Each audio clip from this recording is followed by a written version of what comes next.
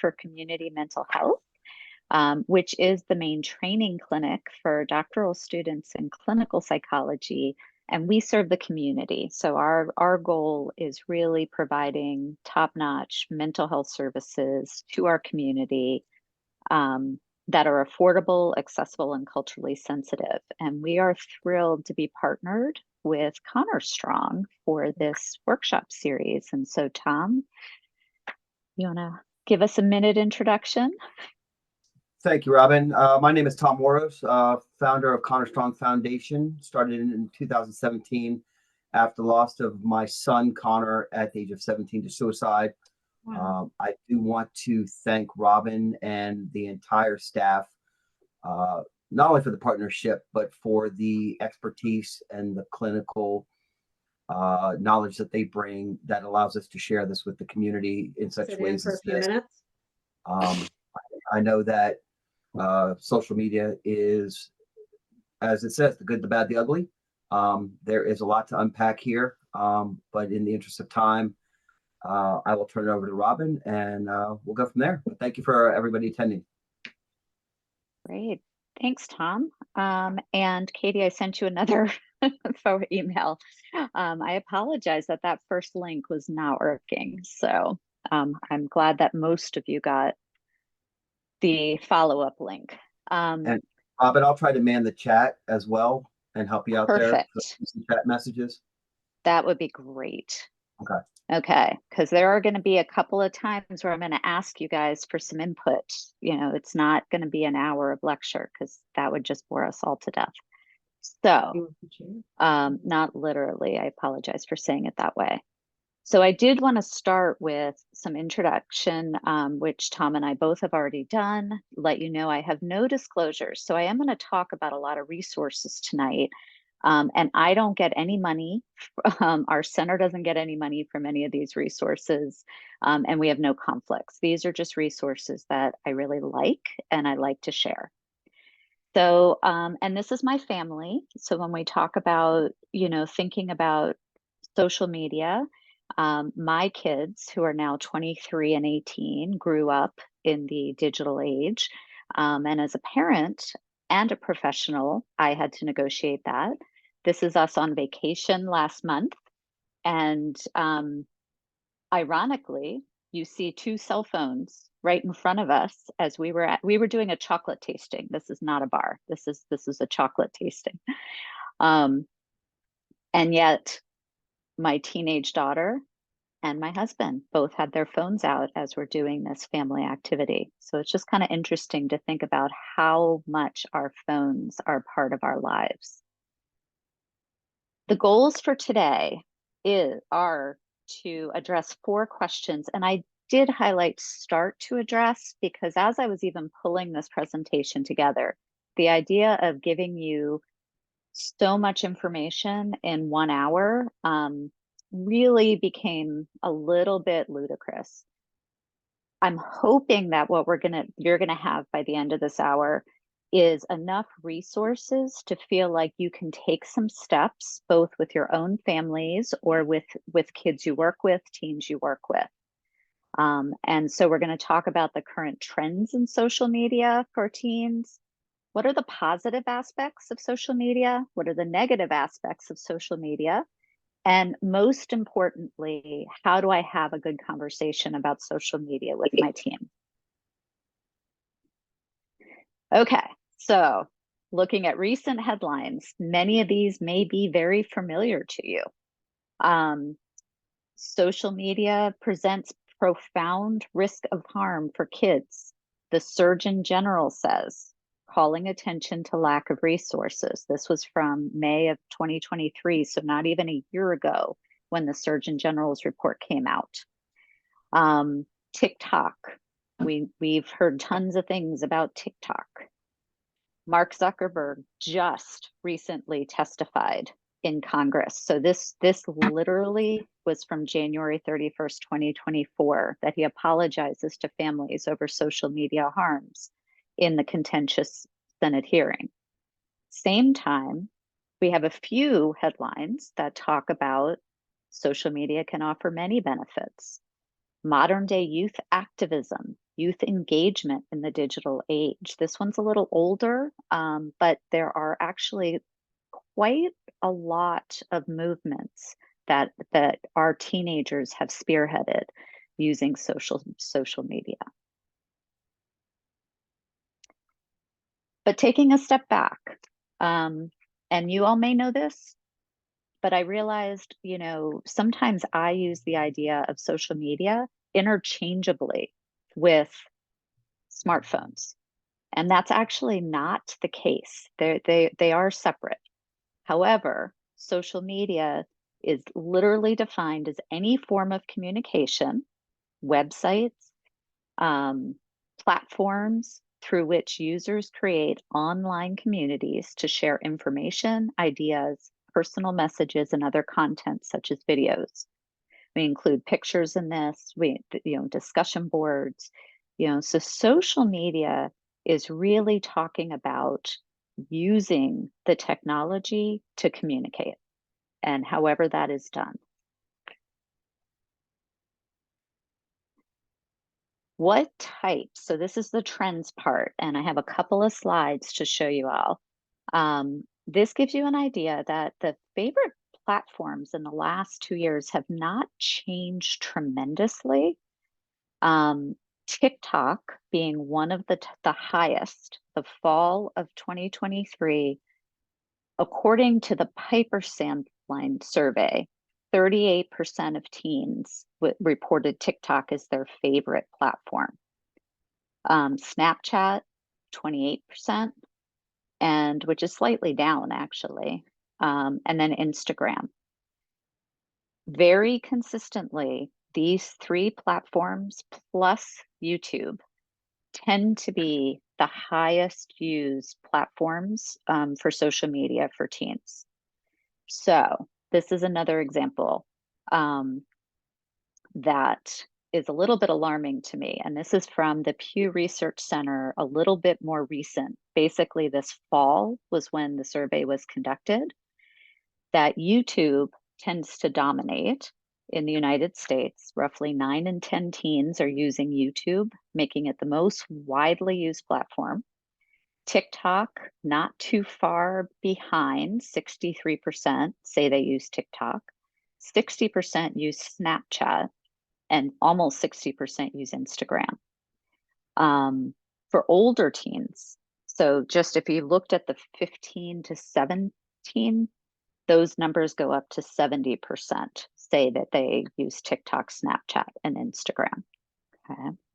So those are kind of the ones that if you had to pick how to spend your time and learning and understanding the platforms, that's where you start. YouTube, TikTok, Snapchat, and Instagram. This has a lot of data on it, but again, I just want to point out when we look at there's slight differences between boys and girls. There are slight differences based on ethnicity. So TikTok is actually much more popular among Black and Hispanic youth, or youth who self-identify as Black and Hispanic. Slightly more in the older teens, but again, we're still talking almost 60% of 13-year-olds, 14-year-olds are on TikTok. And really, TikTok being a little bit higher percentage in lower income households, but we're looking at numbers in these top 4, really high, really high. So if you have a 13 to 17-year-old, can almost guarantee you they are on one of these, if not all 4 of these social media platforms. Okay, so I also did a little look at what the top social media platforms in 2024 are. And this is not just for teens, this is across the board. So this is worldwide as well as all adults. And the interesting piece of that, when we talk about YouTube for teens, okay, so this is one of the most popular ones for teens, Instagram, TikTok. So you've got 3 of the 4 top social media platforms for 2024, what's expected, are really drawing in those teens. The interesting thing I did find out in the research is that Twitter/X, not popular at all for teens, which is good. Okay? But Snapchat, again, for those not familiar with Snapchat, that is one that you really need to be aware of. Quick question. Is anyone not familiar with any of these platforms, any of these 10 platforms? Any of these 10 platforms, something that you don't know? And feel free to type in the chat. We'll use the chat for some communication. Let's see. Telegram. That was actually, and Quora. Those were actually 2 of the ones that I myself had to look up. So Telegram is very similar to WhatsApp. And I think most people are familiar with WhatsApp. It's really a way to call, basically FaceTime Apple back and forth if you don't have Apple, but it's free internationally. Telegram is a very similar app, but that it has secret chats and other security features that, again, hide and make things disappear. Quora is an app where people ask all kinds of questions and answers are posted by everybody, apparently. And so, again, looking at it, there's no guarantee that it's an authority, but it's trying to compete with Google as a crowdsourcing app, that they want to be the place where you look up what is whatever you're looking up and asking that question there. So again, yeah.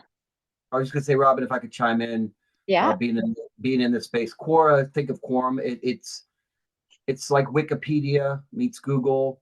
No certification required. Post your opinion on what it is, and everybody becomes an expert. Telegram is highly encrypted, and as Robin said, you can set it where whatever you send will disappear. It's very secure, which can be good, but also if you're dealing with teens or things that are nefarious or I'm dealing with now a young child that took his life, getting to that information and the why, and I know dealing with the police, cyberbullying and stuff like that, it's going to be hard for them to crack this because it is such a secured program, and you can make it disappear. So the why or what happened, that paper trail vanishes very quickly. Yeah. So again, just to be aware of that, these apps, these sites, these platforms are out there. That's a start. But again, what we see for the teens, mostly YouTube, Instagram, TikTok, and Snapchat. Okay. Make sure you're familiar or let yourself get more familiar with those 4. Okay. So with that introduction and with, unfortunately, Tom's story that he shared, is social media good or bad? And I'd like you to just take a moment to type just a quick, is it good or bad?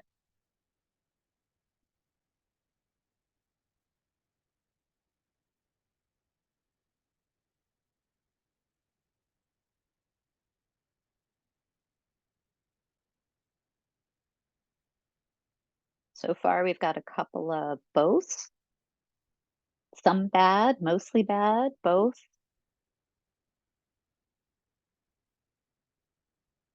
Yes, it's neither. Like money, it depends on what it's used for. I like that answer.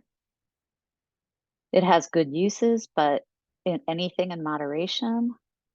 Great thoughts. All right, you guys got kind of where I was headed. So the answer, it's neither good nor bad inherently. it depends. It can be both good and bad.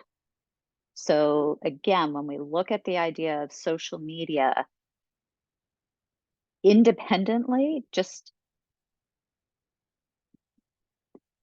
as a concept, as a platform, it's inherently neither good or bad. However, how people use it, how our kids get exposed to different things on social media can really make a negative impact and a positive impact. So next, as you're typing, I would love for you to type in, what are some of the positive impacts of social media? What do you think some positive impacts can be? And let's start with the positive side. Connection.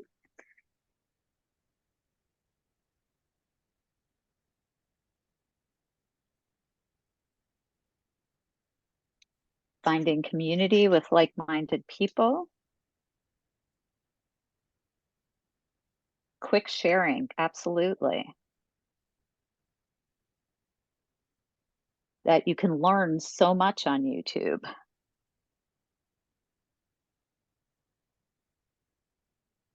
It keeps up with, you're keeping up with technology. It can be educational, discovery, staying in contact with people. It can be non-traditional income, yeah. Being connected to people far away. I think that is also something I've heard a lot, that friends, family far away, finding answers to things quickly. It's definitely good for marginalized communities. There's a lot of data actually suggesting that. Any other positives we're thinking about?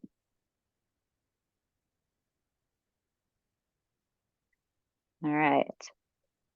So, from the American Psychological Association, um, which is really the national organization for all of us psychologists, social media offers a powerful opportunity for socialization of specific attitudes. Of course, I've got everything right in front of me now. And behaviors, encouraging adolescents to follow the opinions and pro-social acts of others. The discussion of healthy behaviors online can promote or reinforce offline activity and healthy outcomes.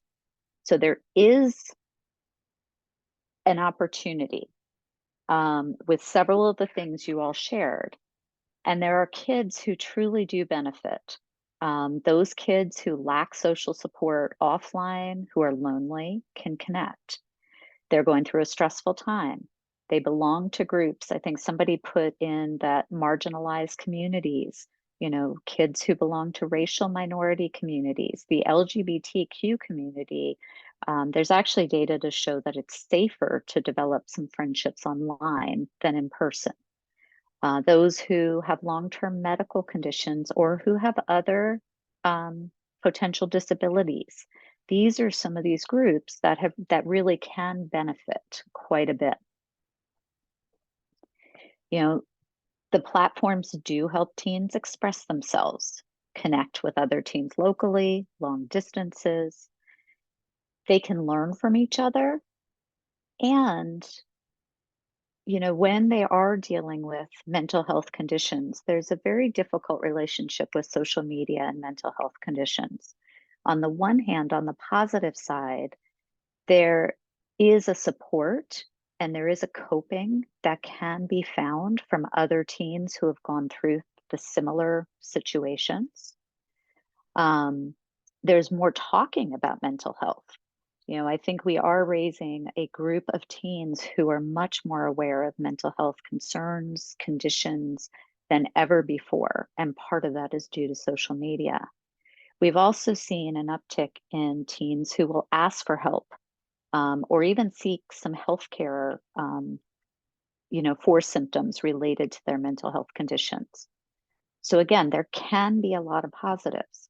As we talk about some of the negatives, there's also some interaction around the mental health conditions. Any thoughts or questions about kind of some of these positive aspects of social media?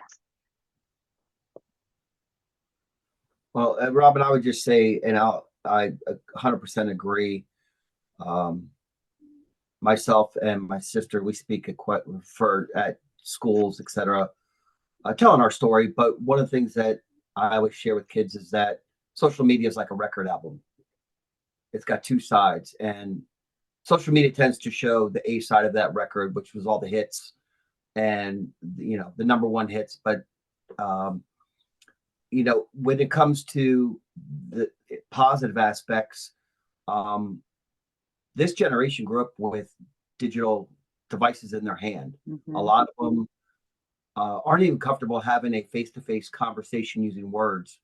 And so one of the positive steps we've taken is on our website under resources, we actually have links to applications and online chat groups that are positive in nature for kids to reach out, teens to reach out to get help. So there is a plethora outside of the normal apps that Robin shared, where kids can go and use the technology that they're familiar with and that they're comfortable with to get help in various ways. So if you're looking for some of those, feel free to explore the resources and have them put them to use. We can add that, Tom, that link to the resources at the end of this presentation, so that when we send out the PDF, that link is there. So just send me the link, okay? That's a great point. All right, so now kind of the fun part. What are the negative aspects of social media? Go ahead and type in the chat all of your concerns, the negative aspects of social media.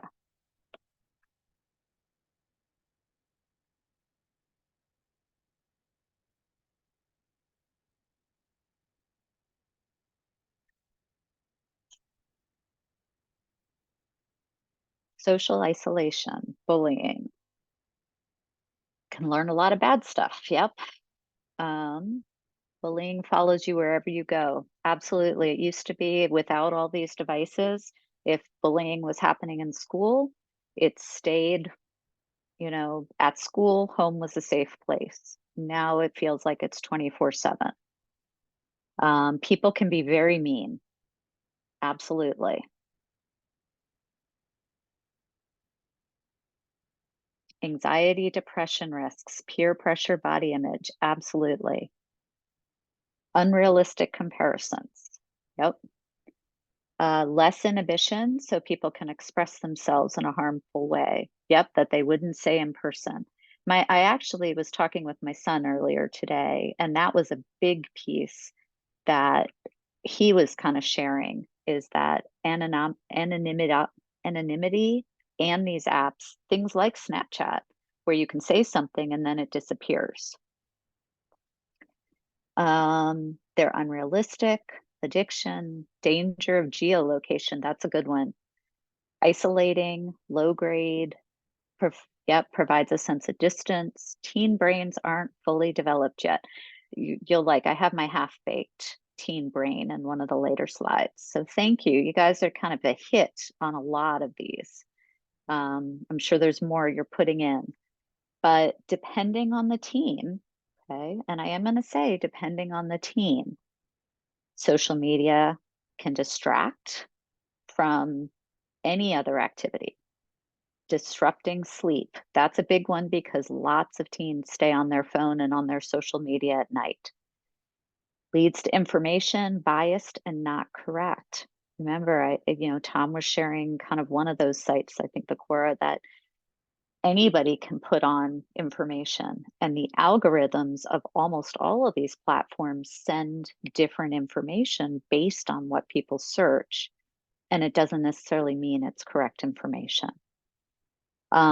People often share too much information, becomes a way to spread rumors. Not realistic, somebody said that. It does expose teens to online predators, and teens will be very clear and kids will be very clear. I would recognize it in a heartbeat. And again, the data shows that they don't, as much as they want to.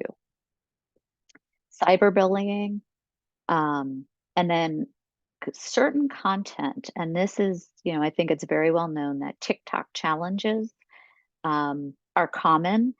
And one of the families who testified before Senate was saying how it was a TikTok challenge that led to their 12-year-old son's death. And that the challenge was you had to videotape yourself, basically strangling yourself to see how long you could tolerate the asphyxia. And whoever kind of could tolerate it the longest won. And so, there have been other TikTok challenges as well that have been very risky. And our teens kind of think it's funny. And if it's on the post, then nothing bad really could happen to them. The risks of the social media are linked with different factors. One factor is how much time literally teens spend on these platforms. And again, the data show teens right now spend 6 to 8 hours on these platforms on average. And so again, if we think about, even on the low end, the 6 hours, there's probably some risk factors there that we need to take into account. Each teen is different though, but there are postings, videos that increase risk.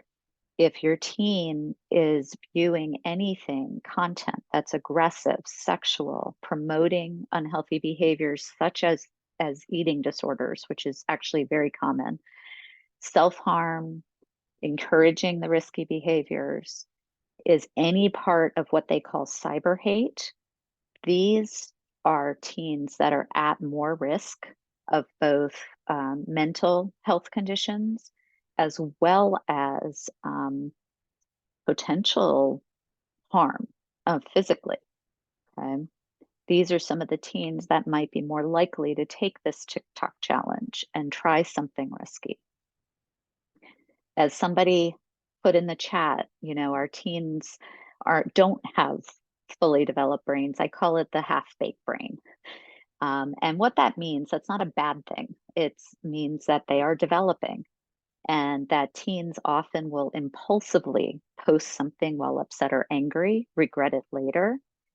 They may post photos or highly personal stories that can lead to the cyberbullying, harassment, or even blackmail.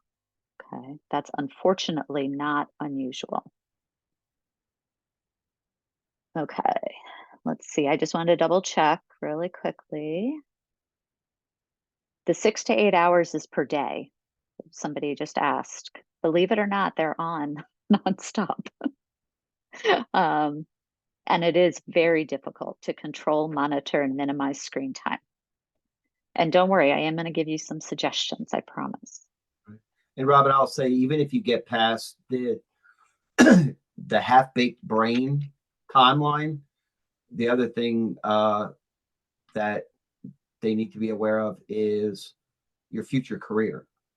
We've seen that with celebrities like Kevin Hart, people that did texts or postings when they were 16, 17 years old. The company I work for, and I have a friend that works one, they employ 300 people that all they do is scan social media platforms for their employees, looking for anything that is derogatory. And I know my social media pages were scrubbed before I got hired, and those companies will not hire you. So it can affect your career. And, we constantly tell our son, it may seem a far, far away, but rest assured, it does not vanish. It's out there for good. I mean, I think that's a good message, Tom, to give every child, teen, that anything you post is potentially retrievable. Even these sites, I don't believe for a second that Snapchat, even though it disappears, somebody somewhere, there's a digital footprint somewhere. It may not be easy to get, it may not come back up, but the digital footprints are there. The other piece that I think we have to remember, as many of us, including myself, we did dumb things when we were kids. You know, even playing spin the bottle, let's say. Um, but nobody was there snapping pictures of it and then posting it online and, you know, sending a sweet note that was handwritten to a boy that you liked. That didn't go further than maybe his group of friends laughing or him laughing at you. Whereas now it gets posted and blasted out everywhere. So everything, even the mistakes that are normal for our kids to make as they're kind of figuring out who they are, have the potential to be put up in a very public way.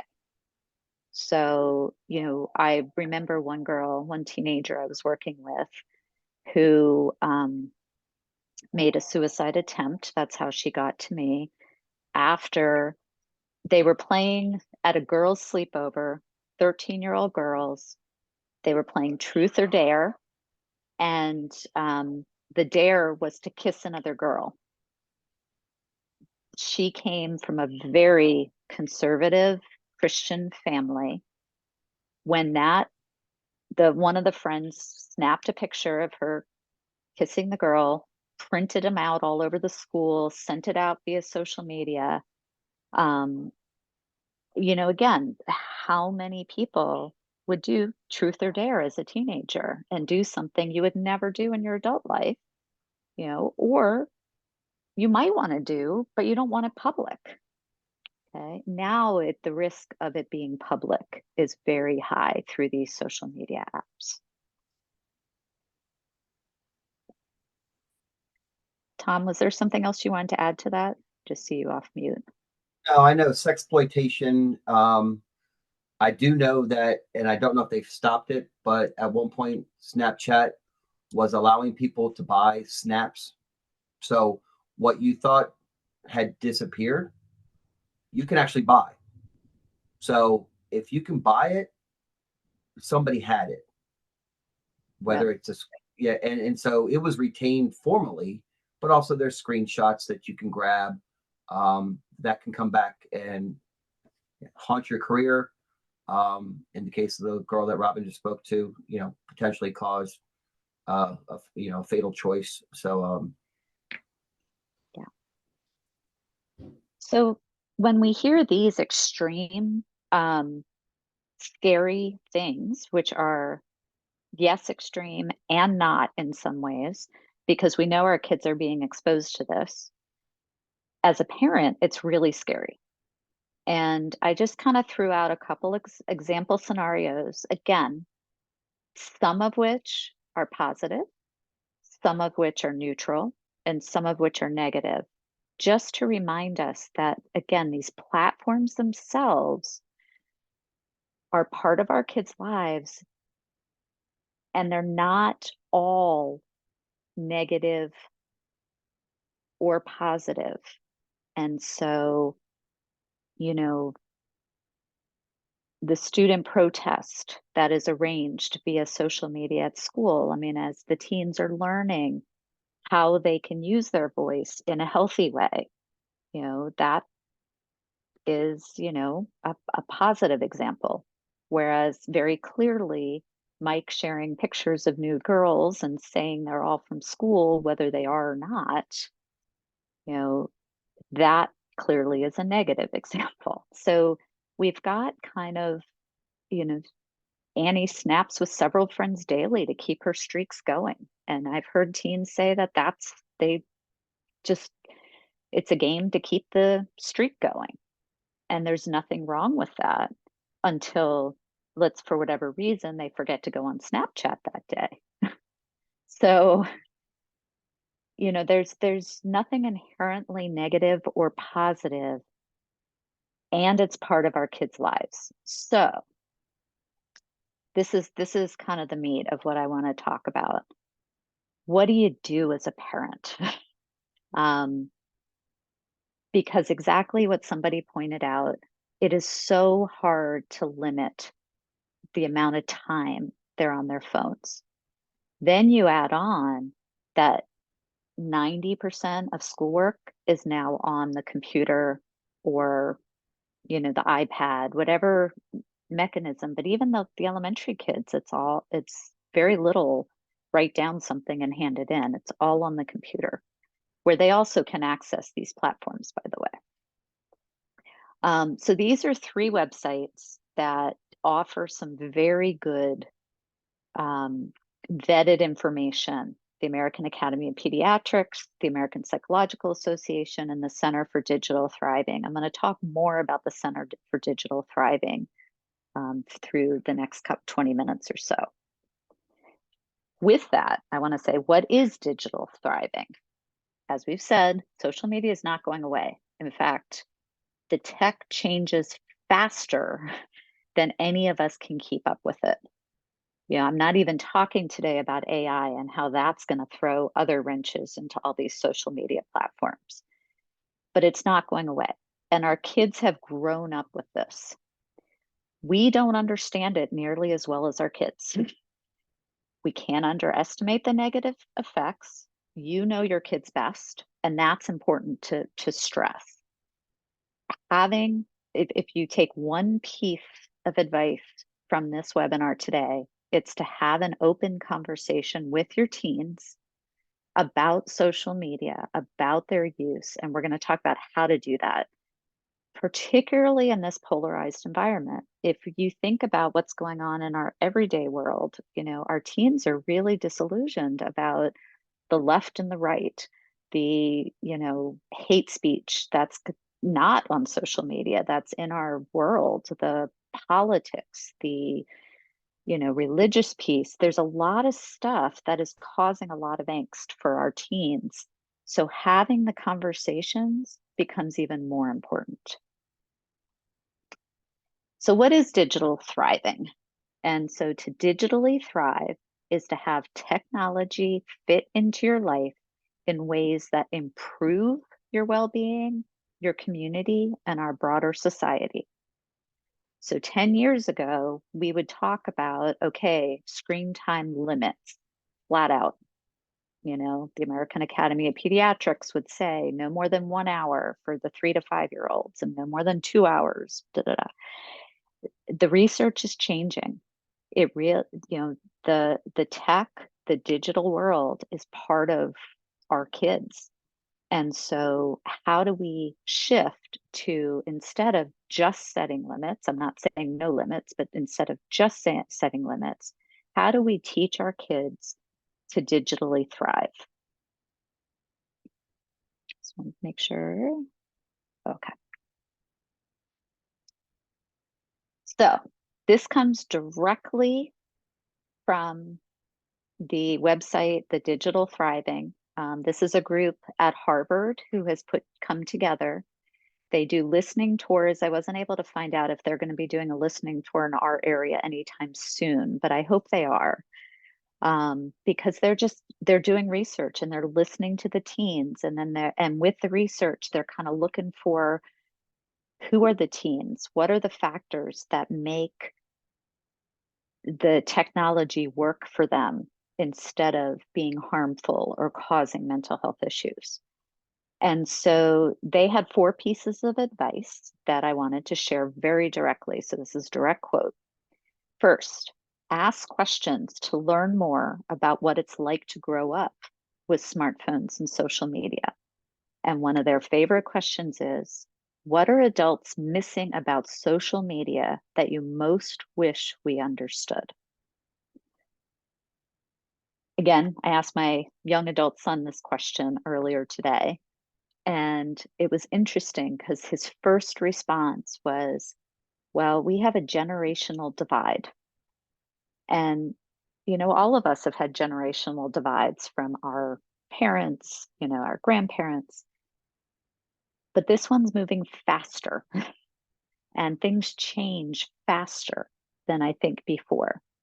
And so he then expanded on saying, this is a way I keep up my friendships. We love gaming together. We get together, we have a great time. So thinking and talking to your child, you know, so one comment, the kids can't answer the first question because they don't know any other way. I think you'd be surprised. I mean, I would ask because they do, you know, they know that adults don't understand all the social media. So I think they're happy to provide education. What should we be understanding? And then it also with your kids allows you to get a sense of how are they using it and why is it important. Okay. Second point, tap into empathy instead of eye rolling when teens talk about tech. And I'm guilty of this when, my son's a big gamer and man, I will just kind of go into another world when he's talking sometimes. Um, but really try and understand again, where is the empathy? What can I, instead of, oh God, it's about the smartphone again, how can we kind of talk to each other? So this is the other advice, which is kind of addresses the idea of setting limits. So shifting from just being stuck in the role of a digital referee, more focusing on being a digital coach. And so thinking, starting with, how are you doing? How is tech helping or hurting you? How can we build more skills to navigate the tech? You know, are your grades suffering because you're worried about missing out on, everybody else's snaps? What ways does it help you? Are there different things we could do to help you make this a more positive interaction? Okay. And so what that does lead to, parents have to take the time, and it is time to take a deeper look into what we're trying to figure out about the digital landscape. Part of that, I think I have that coming up. Yep, next slide.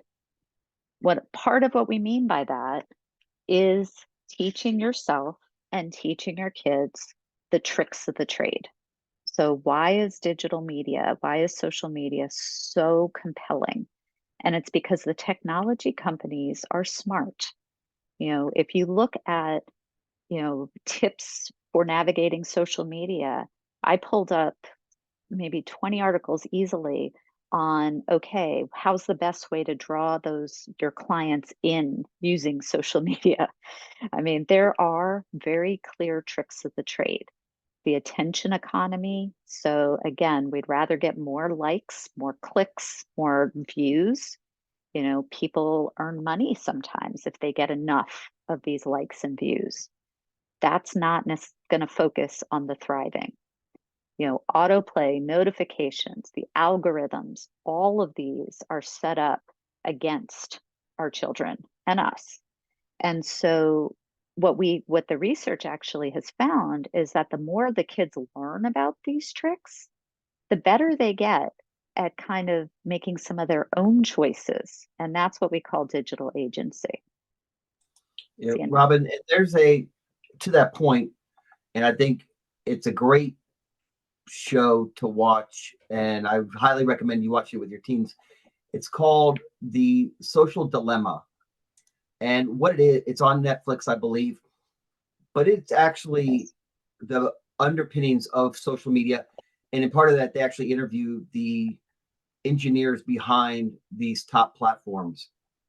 And it's scary but enlightening because they talk about how they have purposely built their algorithms to, the guy says, control. He says, you think the president is good because he quote controls 370 million people.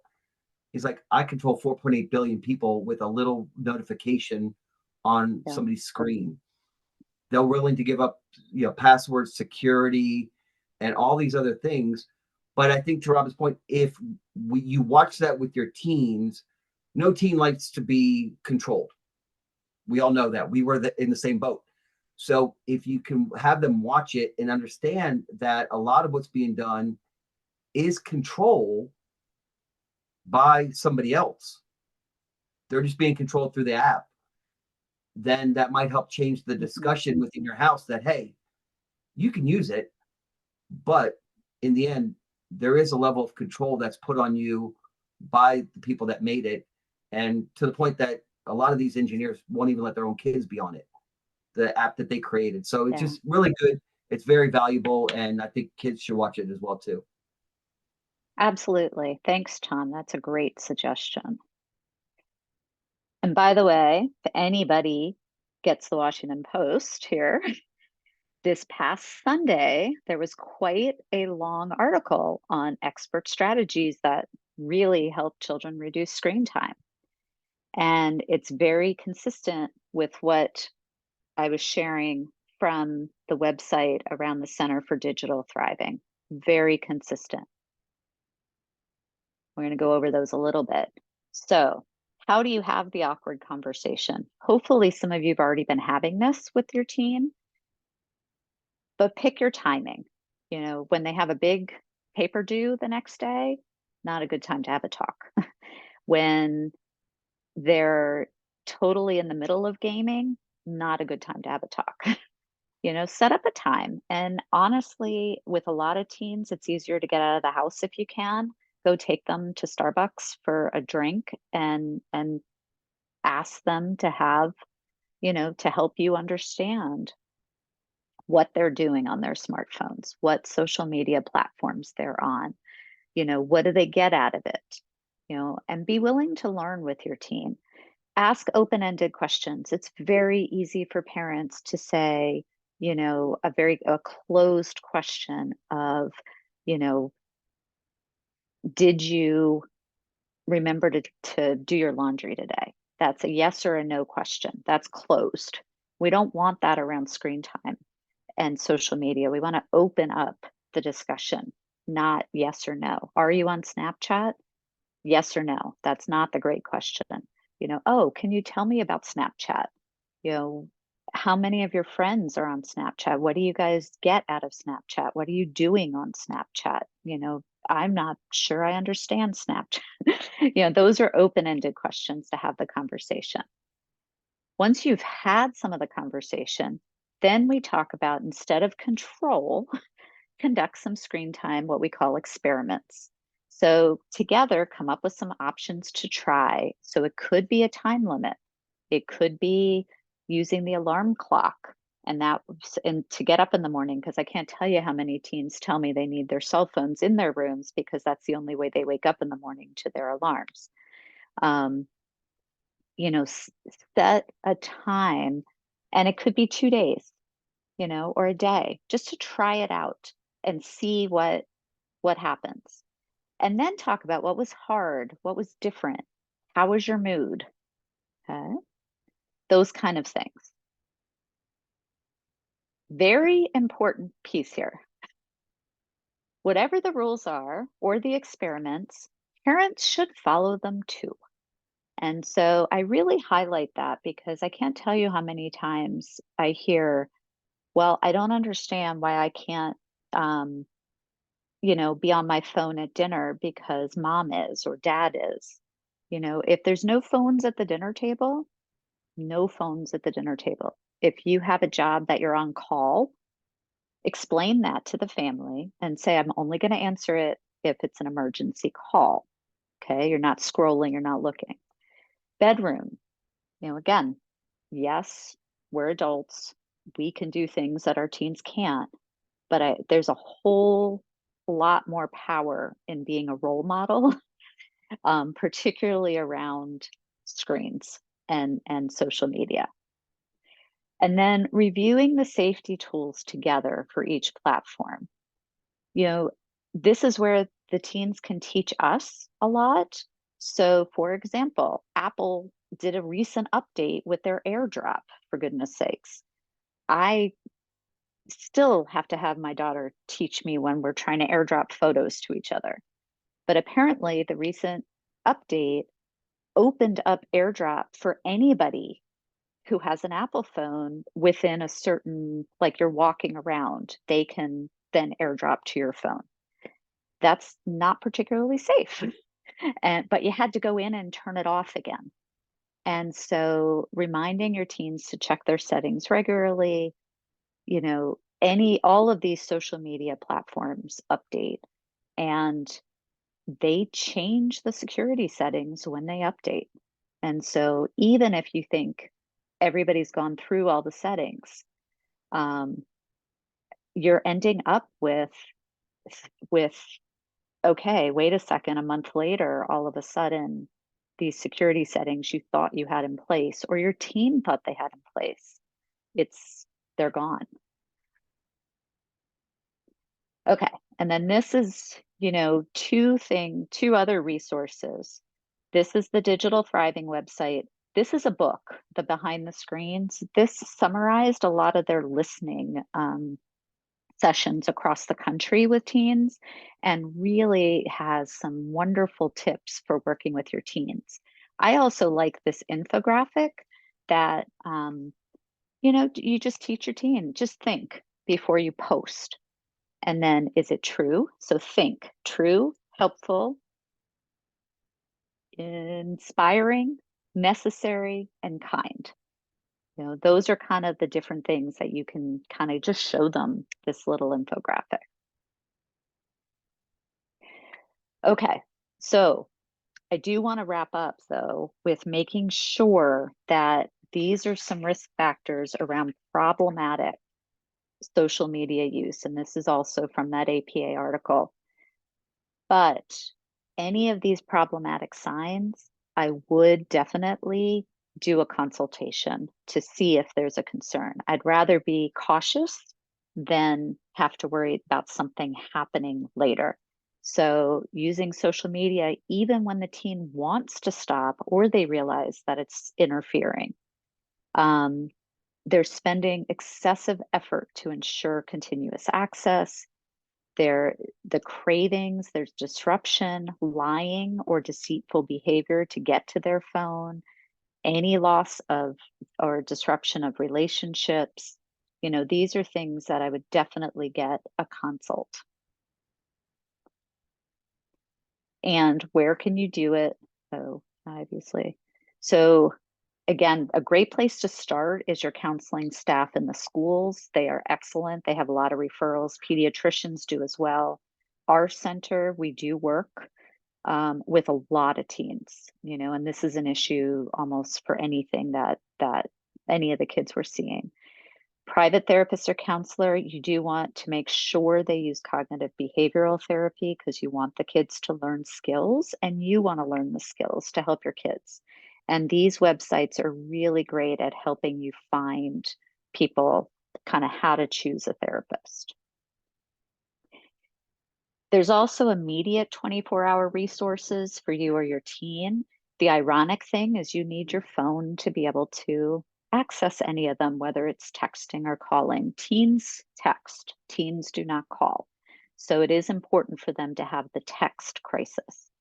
But these are all excellent 24-hour hotlines that either you or your teen could access. All right.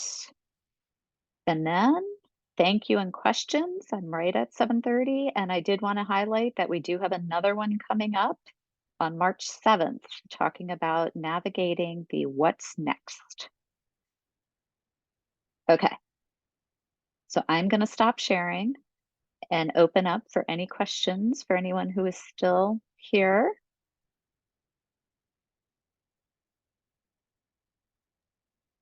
I'll start it. I just wanted to say thank you very much for doing this for us tonight.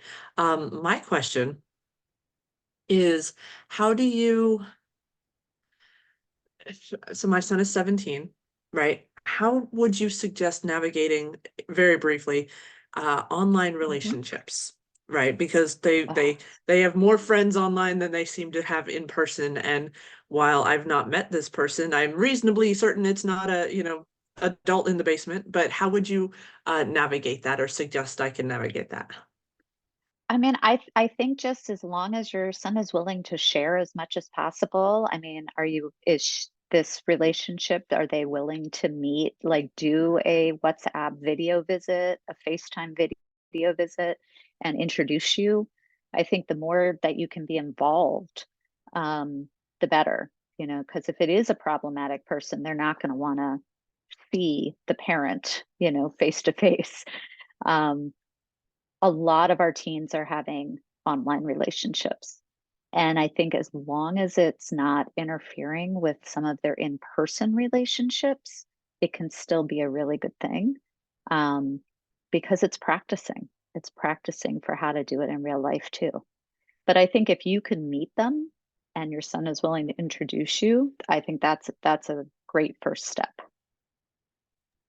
Thank Robin, you. will you be posting a link so we can share this this session, this webinar? Yes. Katie has recorded it, and between Katie and I, we're going to figure out whether it's going to go on Connor Strong website, our website, or probably both, I guess. Probably both. Thank you. Somebody just asked too, do the handouts give recommendation for screen times apps families can use? Not specifically, because I didn't go there. I will say my personal favorite, and again, no financial connection, is Bark. I think it does the best bet at monitoring. In fact, you're going to get more notifications than you want if and never do it secretly. You always want to do it collaboratively with your teen. And usually that would be for younger teens or kids. As you get to, as kids are getting 15, 16, there's got to be a way to have these conversations, and share the social media things. So, for example, my daughter and I are Instagram friends, and sometimes we'll just sit down and look through some of her Instagram pictures. I was attempting to do Snapchat, but I failed at it miserably. But she would show me some of the things. Did she show me everything? Of course not. But the idea was then we could have conversations. Bark would give us notifications that she and I could then laugh over at times. It opened up several really interesting conversations. You know, you brought up this is Tom Papa. The comment you made about Apple this AirDrop capability. And Tommy, you're in a technology. Was that published? I mean, how do you know that when you do an update with some of these capabilities? I mean, is it your responsibility, or do they publish?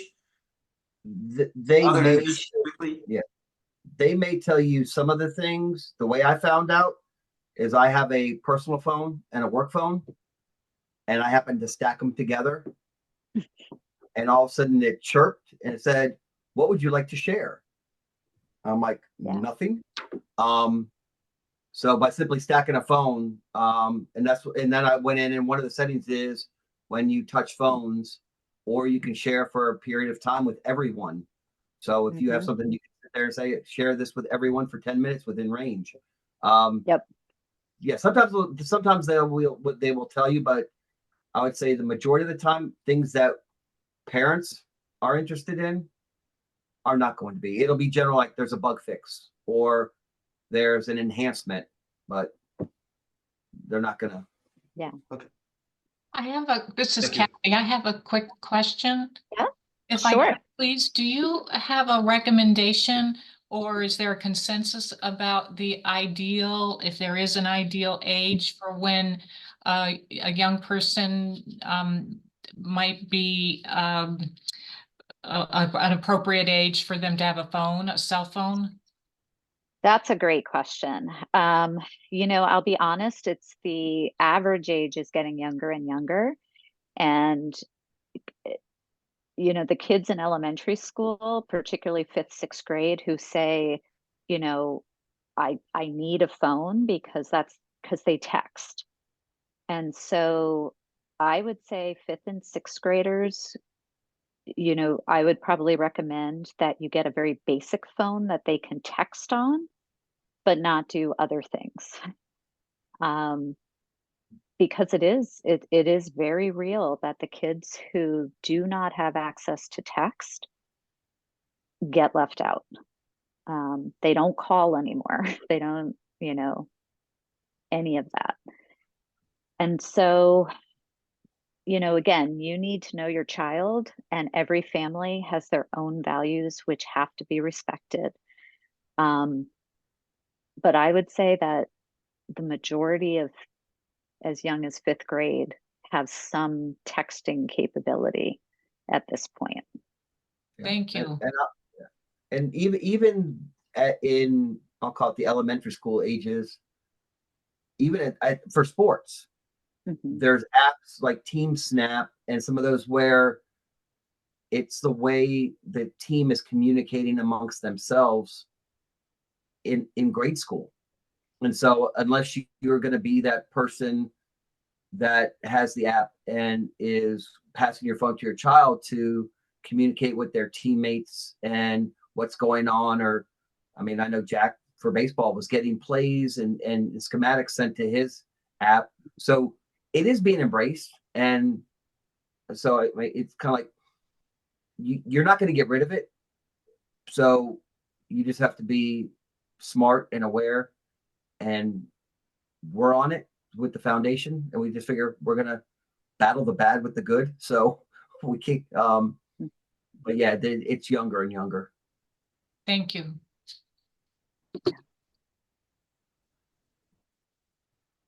All right. Well, I know we're past time, so thank you all very much for hanging in there with us.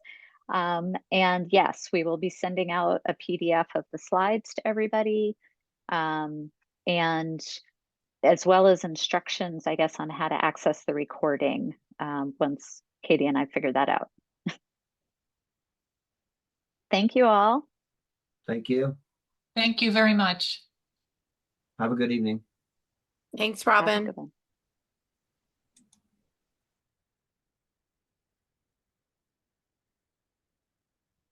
So Katie, do we what is your thought? Yeah, let me figure out, stop recording. There we go. Stop recording.